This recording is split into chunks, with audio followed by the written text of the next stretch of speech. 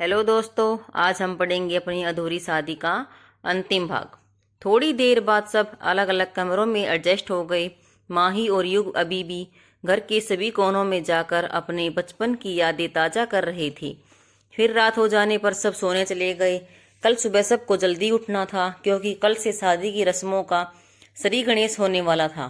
सुबह उठने के बाद सब तैयार होकर कुल देवी के मंदिर गए। कुल देवी के चरणों में शादी के कार्ड रखने के बाद दोनों जोड़ों के द्वारा पूजा करवाई गई। वहां से सब घर लौटे। लौटते लौटते काफी देर हो गई। दूसरे दिन हल्दी थी। सभी रस्में बगल के एक बैंकेट हॉल में होने वाली थी, पर शादी का मंडप घर के आंगन में ही सजने वाला था। हल्दी पूजन के लिए रिया और माही को लाया गया। दोनों पीली साड़ी में बहुत ही खूबसूरत लग रही थी। उधर पर्दे के उस पार कार्तिक और युग भी पीले कुर्ते में काफी जच रहे थे।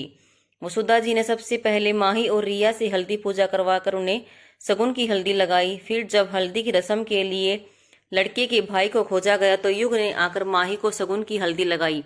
वहीं कार्तिक ने भी आगे बढ़कर रिया को सगुन की हल्दी लगाकर उसके सर पर हाथ फेरते हुए बोला, आज से जिंदगी भर के लिए मैं तुम्हारा भी बड़ा भाई रहूंगा। रिया की आंखें भर आई तो कार्तिक ने उसे पहुंच दिया। फिर बारी बारी से वंदना जी, ब्रजेश जी, अमरेंद्र जी सभी ने आकर उन्हें सगुन की हल्दी लगाई। फिर सभी ने कार्तिक और युग को अभी सगुन की हल्दी लगाई। उधर नैना और रुद्र भी आ चुके थे।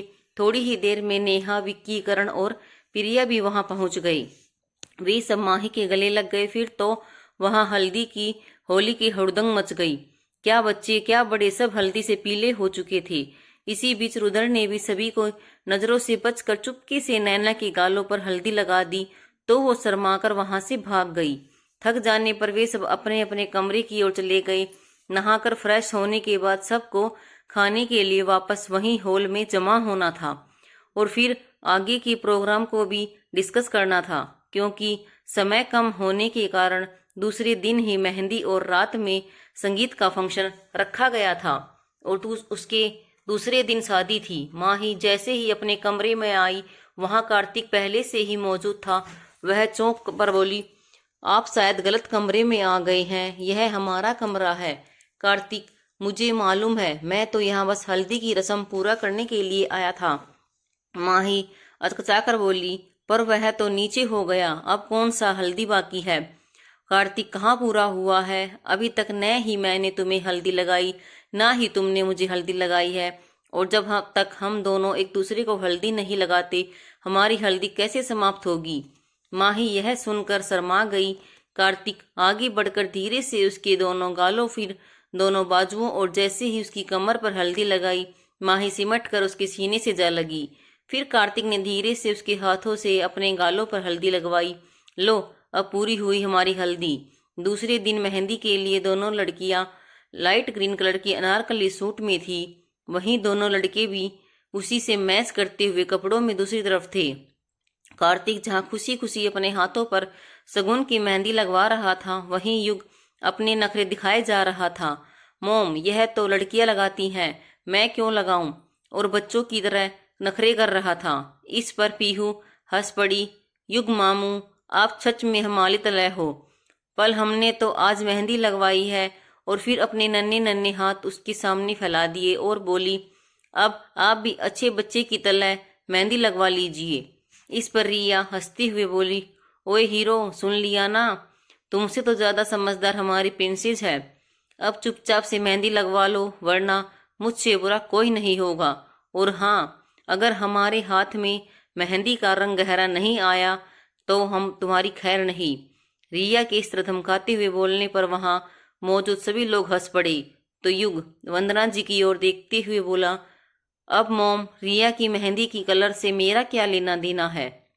इस पर वंदना जी हंसते हुए बोली, दुल्हन की मेहंदी का गाढ़ा रंग बताता है कि उसका दूल्हा उसे कितना प्यार करता है।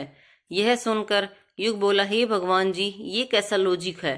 पर चाहे जो हो, रिया की मेहंदी का कलर सबसे ज्यादा गाढ़ा कर देना, वरना मेरी तो खैर नहीं। इस पर कार्तिक उसके कानों में बोला, तब वो संभल जाओ बच्चे, क्योंकि सबसे गहरा रंग तो मेरी माही के हाथों में आएगा। यह सुनकर युग मुस्कुराते हुए बोला, तब तो मैं खुशी खुशी रिया की डांट सुन लूंगा, क्योंकि मैं चाहता हूँ कि मेरी माही को दुनिया की सारी खुशियाँ सबसे ज़्यादा मिले। कार्तिक भी मुस्कुरा दिया। उधर लड़कियों को मेहंदी लगती है।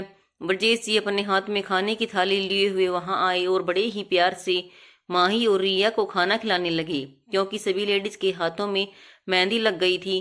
खाना खिलाते वक्त उनकी आंखों से आंसू भर आए तो माही ने पूछा, बाबूजी क्या हुआ, आप रो क्यों रहे हैं? तो उन्होंने बड़े ही प्यार से दोनों के सर पर हाथ फेरते हुए बोला, भगवान ने एक बेटी छीनी थी पर बदले में दो दो बेटियां दे दी। तुम दोनों हमेशा यूं ही मुस्कुराते रहो। यह सुनकर रिया का भी दिल भर आया। आज तक उसने कभी पिता का प्यार नहीं देखा था। वह उनके गले लग गई। माही भी पीछे से उनके गले लग गई। शाम में संगीत का फंक्शन था। सभी पूरी तैयारी में थे। विशाल भी अब तक आ चुका था। सबसे पहले युग और माही का परफॉर्म करना था। वे दोनों जैसे ही स्टेज पर आए तो वहां बैकग्राउंड में गाना बजने लगा। फूलों का तारों का सबका कहना है, 1000 में मेरी बहना है, सारी उम्र हमें संग रहना है। गाना खत्म होते ही दोनों भाई बहन एक दूसरे के गले लग गए। उसके बाद सब युग और रिया ने परफॉर्म किया। इसके बाद विशाल और उदर ने अपने दोस्त के लिए परफॉर्म किया। गाते गाते दोनों युग और कार्तिक को भी अपने बीच खींच लाए। इसके बाद कार्तिक ने माही के लिए परफॉर्म किया। हम तेरे बिन अब रह नहीं सकते, तेरे बिना क्या वजूद मेरा, तुझसे जुदा अगर हो जाएंगे तो खुद से ही हो जाएंगे जुदा, क्योंकि तुम ही हो, अब तुम ही हो जिंदगी, अब तुम ही हो चैन भी, मेरा दर्द भी, मेरी आस की तुम ही हो। कार्तिक धीरे से माही के पास गया और उसके हाथ थाम कर उसे स्टेज पर ले आया और उसी समय गाना चेंज हो गया। दोनों डांस करते करते एक दूसरे में इतना खो गए कि उन्हें कब गाना खत्म हुआ पता ही नहीं चला। जब सबने जोर जोर से वोटिंग करना शुरू कर दिया तब जाकर उन्हें होश आया तो दोनों शर्मा कर स्टेज से उतरकर नीचे आ गई। इसके बाद नैना, रुदर, नेहा, विक्की और प्रिया करण ने मिलकर एक सोलो डांस पर परफॉर्म किया, जिसमें नैना ने धीरे धीरे रिया, युग और माही, कार्तिक को भी शामिल कर लिया। इस प्रकार पूरे धमाल के साथ संगीत प्रोग्राम संपन्न हो गया। दूसरे दिन शादी थी। इसी बीच मीडिया में बस इस शादी की खबर फैल चुकी थी। रिया के ताऊ जी ने जब उनकी शादी की इतने बड़े परिवार में होने की खबर सुनी तो वे लोग भी शादी में शामिल होने के लिए लखनऊ पहुंच गई।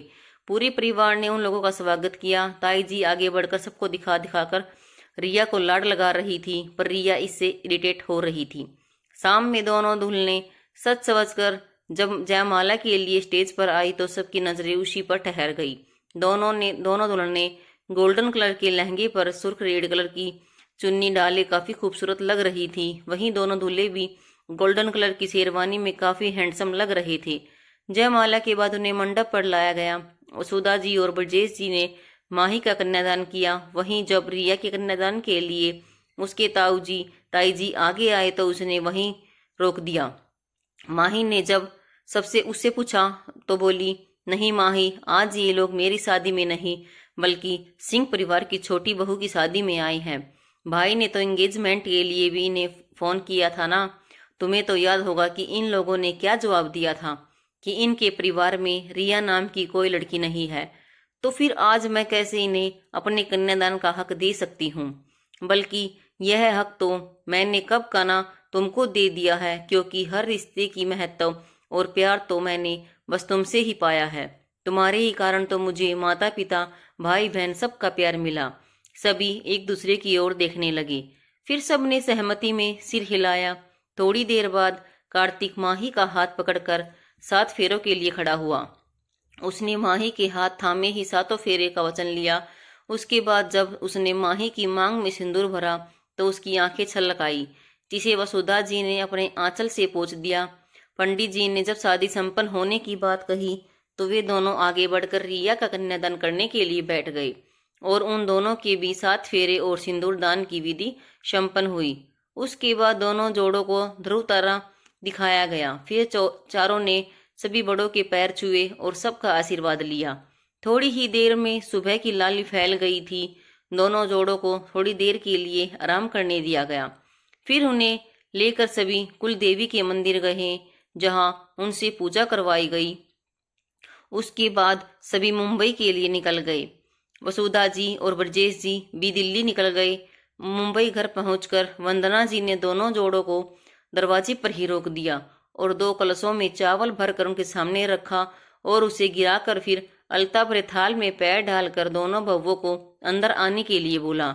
माही को यह सब देखकर पहली बार वाली बात याद आ गई। कार्तिक ने जब उसके चेहरे को देखा तो समझ गया। उसने माही का हाथ थाम लिया और उसे अंदर लाया। चारों मंदिर में जाकर माता रानी का आशीर्वाद लिया। फिर वंदना जी और अमरिंदर जी को प्रणाम किया।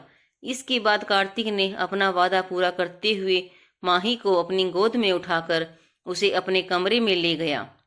आज 4 साल बाद कार्तिक ने भी उस कमरे में पैर रखा था। कमरा पूरी तरह सजा हुआ था। चारों ओर खुशबू वाले कैंडल और गुलाब की पंखुड़ियां सजी हुई थी। सामने दीवार पर उन दोनों की एक बड़ी सी तस्वीर लगी थी। यह सब नैना, रुद्र और विशाल ने मिलकर किया था। वे लोग शादी के तुरंत बाद ही लखनऊ से लौट आए थे और माही, कार्तिक और युग रिया के कमरे तैयार करवाए थे। माही कमरे की सजावट देखकर शर्मा गई और कार्तिक के गले लग गई। कार्तिक उसे धीरे से बेड पर बिठाया और बोला, माही, इस कमरे ने इस पल का बहुत इंतजार किया था।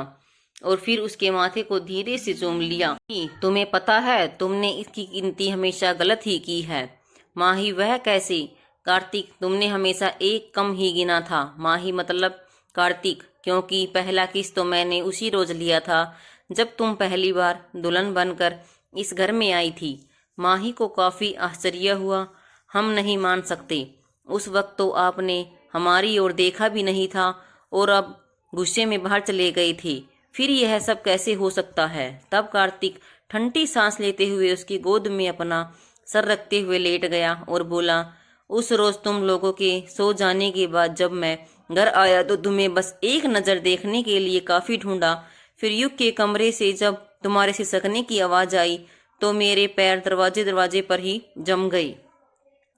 पर तुम्हारी हर सिसकी मेरे दिल को चीर रही थी।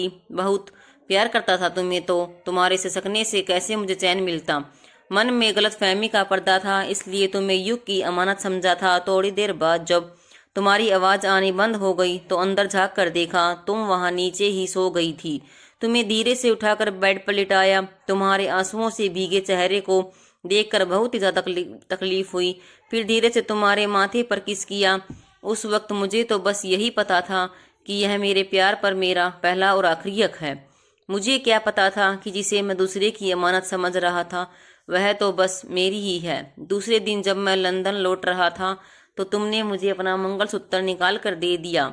मुझे उस वक्त कितनी तकलीफ हुई यह कोई नहीं समझ सका। तुम्हारी तरफ पलट कर भी देखने की हिम्मत नहीं थी। जानता था कि एक बार भी तुम्हारे चेहरे की ओर देखा तो फिर खुद पर कंट्रोल नहीं कर पाऊंगा, क्योंकि उस समय मेरी नज़र में तुम युग की अमानत थी। भले ही मैं तुमसे प्यार करता था पर युग में मेरी जान बसती थी। उसकी खुशियाँ मेरे लिए बहुत मायने रखती थी। यह सब सुनकर माही की आंखें भर आई। कितना प्यार करते थे हमसे और कभी बताया नहीं। काश कि वह सब गलतफहमी हमारे बीच पैदा नहीं हुई होती तो आज हमारे बीच इतनी दूरियां भी नहीं आई होती। कार्तिक ने उसके आंसू पोंछते हुए बोला, पुरानी बातों को भूल जाओ।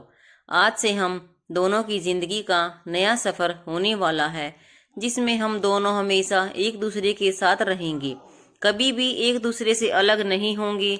दोनों की आंखों में खुशी के आंसू थे। आज दोनों का एक दूसरे के लिए प्यार मुकम्मल हो गया। थोड़ी देर में दोनों दो शरीर एक जान बन गए और 5 सालों से जो शादी अधूरी थी वह आज मुकम्मल हो गई। 1 साल बाद उनके प्यार के निशानी के रूप में ध्रुव उनकी गोद में था। पीहू अपने लिटिल ब्रदर के साथ काफी खुश थी और अगले ही साल वह सब वापस से हॉस्पिटल के मैटरनिटी वार्ड के बाहर बेसब्री से चहलकदमी कर रहे थे। इस बार कार्तिक की जगह युग परेशान था क्योंकि रिया जुड़वा बच्चों की मां बनने वाली थी। इसी बीच रुद्र और नैना की भी शादी हो गई। आज हमारी अधूरी शादी पूरी हो गई। आप सभी का धन्यवाद इतना प्यार देने के लिए और वीडियो देखने के लिए। आप सभी का एक बार फिर दिल से तय धन्यवाद।